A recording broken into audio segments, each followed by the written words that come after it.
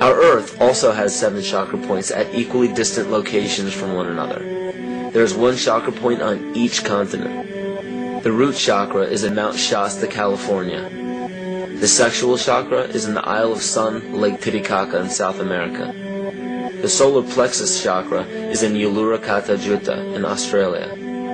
The heart chakra is in Glastonbury or Shaftesbury, England. The throat chakra is where the Great Pyramids of Giza in Egypt are. The heart chakra is at Kuhe Malak Sia in Iran. And the crown chakra is at Mount Kailas in Tibet. Scientifically, this is explained because at the core of our Earth there is a molten iron crystal that resonates at approximately 7 Hz. There are energy vortexes all over the Earth where electromagnetic energy emanates. There are also several vile vortices surrounding the equator where strange anomalies occur, such as radio and compass malfunctions, as well as plane and ship disappearances. You may have heard of a few of these.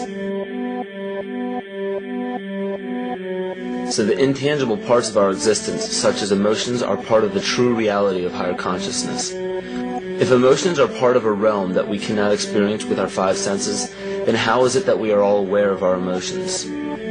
What most people believe to be emotions are not truly the emotion itself. What we are experiencing is the physical manifestation of these emotions. Anger causes disturbance in the psyche, which manifests itself in the ego. These manifestations cause the heart rate to increase, body temperature to rise, and spawn many other physical traits that signify anger. Just as music from the radio is a physical manifestation of an intangible signal, our experience of emotion is the physical manifestation of an intangible signal as well. It has been shown that our emotions have a vibratory frequency to them. Furthermore, there are only 2 emotions that humankind experiences: fear and love. All other emotions branch either directly or indirectly from these 2 emotions.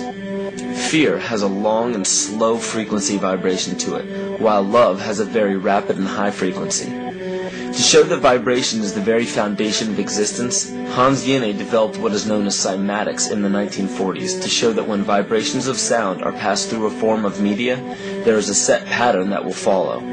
When the frequency increases, the media develops into a more complex pattern. This is precisely what is happening to our Earth and to humanity. There are 64 possible codes of amino acids in our DNA structure made from 4 elements: carbon, oxygen, hydrogen, and nitrogen. By any means of logic, we should have all 64 codes activated within our DNA structure.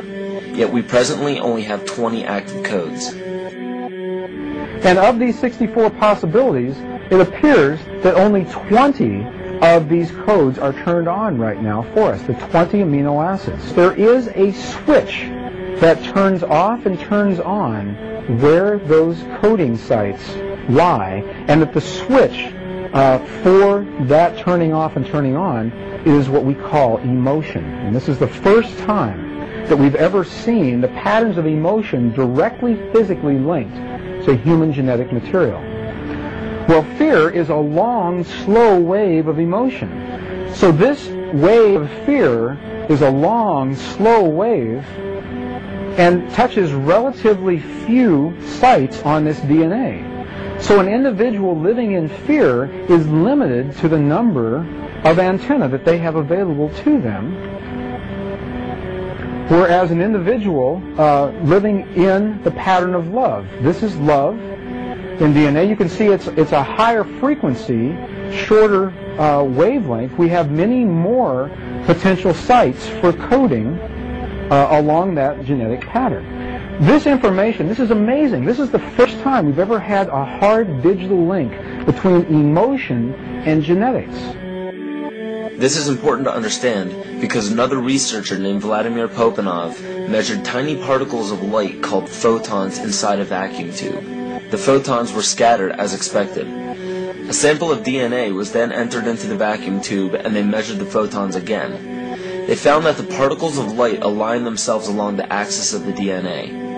Then, as they removed the DNA sample, the photons remained aligned to the same form of the DNA, even though no DNA was present. This is what is known as the phantom DNA experiment. Science has now bridged a very important gap between physical and ethereal, or spiritual. Our emotions directly affect the structure of our DNA, which directly shapes the physical world we experience every day. So the messages left by the ancients that we've explained here were more than just prophecies about a one-world government or a new world order. We now understand why the study of the heavenly bodies were so important. The rotation and orbit of all that makes up our universe serves as a clock to map changes and transitions. This helped the ancients understand that the change of the heavenly bodies were a mirror to the changes of all existence. December 21st, 2012 is simply a natural transition from one form of energy to the next, the transcendental evolution of man. This date is what's known as 0 point. Our sun, as well as our planet Earth, is losing its magnetic field as the Earth is slowing in its rotation. All the while, its base resonant frequency, also known as the Schumann cavity resonance, is increasing in accordance with the predictable sequence of the Fibonacci theory. At a cellular level, our bodies respond to an electromagnetic pulse. The ancients called this the sacred circuit. The cells receive this pulse from the brain, which receives its pulse from the heart, which receives its pulse from the earth. This pulse comes from the solar system, which from there comes from the galaxy, which ultimately comes from our entire universe. We literally share a pulse with all of existence. Yet another example of everything being one. For as long as scientists have been recording the Earth's pulse, it has remained at approximately 7.8 cycles per second. This was a constant fixed number until 1986 into 1987. It rapidly began increasing to about 9 cycles per second in 1996. So in one decade, it increased by about 2 cycles per second. By 2012, this pulse will be right around 13 cycles per second, just as the Fibonacci theory indicates. What does this mean for humanity? Just as cymatics has shown that higher frequencies result in more complex patterns, we are now experiencing the beginning of a major shift in both physical and spiritual vibration. It's difficult to understand what exactly will happen to our physical bodies, but ancient scriptures, pagan and monotheistic religions, mystery schools, and secret fraternal orders have all given indications as to what this experience will be like.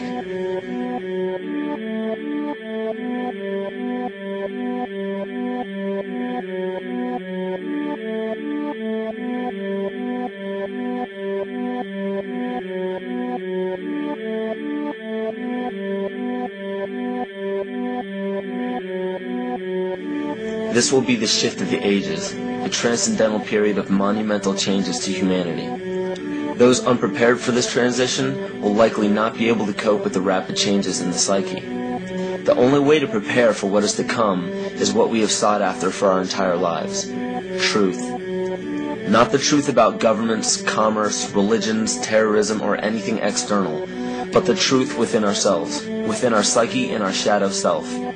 Especially in Western cultures, we are taught that being normal means only being happy and never sad, only loving and never angry, only forgiving and never jealous. This sounds plausible, but it is not.